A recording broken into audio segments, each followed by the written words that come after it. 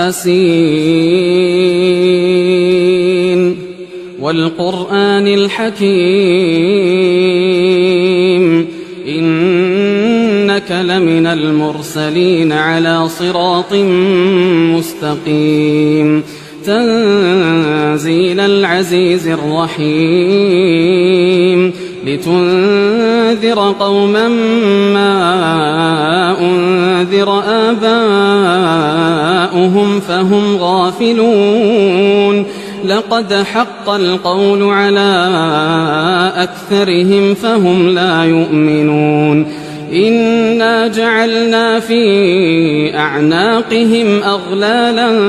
فهي إلى الأذقان فهم مقمحون وجعلنا من بين أيديهم سدا ومن خلفهم سدا فأغشيناهم فهم لا يبصرون